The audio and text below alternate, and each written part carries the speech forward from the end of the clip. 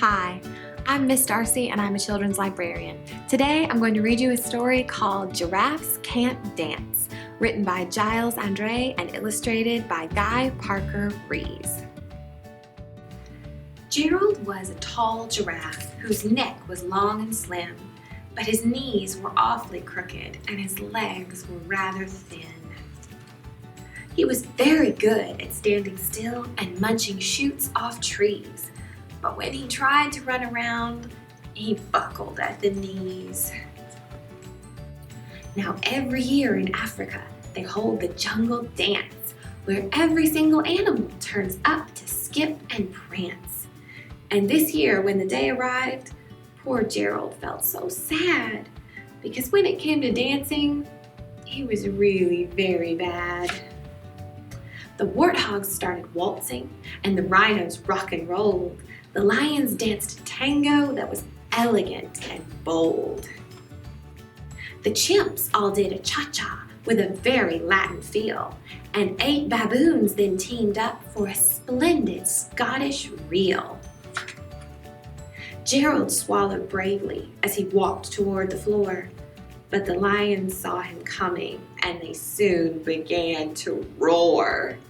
"Hey, look at clumsy Gerald," the animals all sneered. "Giraffes can't dance, you silly fool. Oh, Gerald, you're so weird."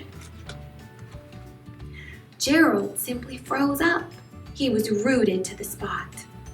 "They're right," he thought. "I'm useless.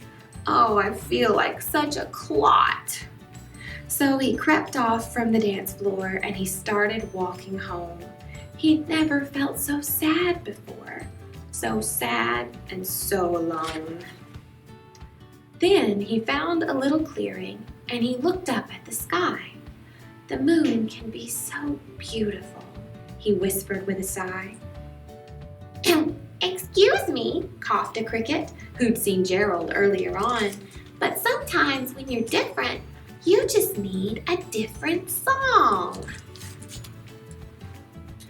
"Listen to the swaying grass and listen to the trees.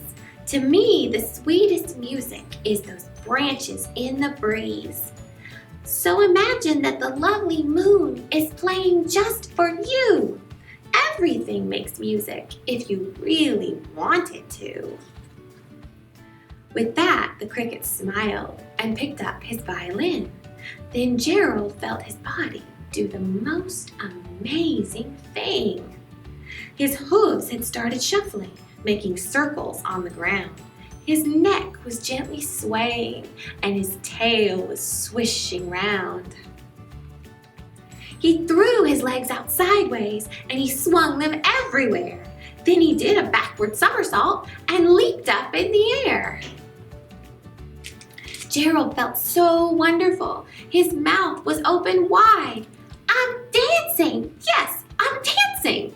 I am dancing!" Gerald cried. Then one by one, each animal who'd been there at the dance arrived while Gerald boogied on and watched him, quite entranced. They shouted, "It's a miracle! We must be in a dream! Gerald's the best dancer that we've ever seen! How did you learn to dance like that? Please, Gerald, tell us how." But Gerald simply twirled around and finished with a bow. Then he raised his head and looked up at the moon and stars above. "We all can dance," he said, "when we find music that we love." The end.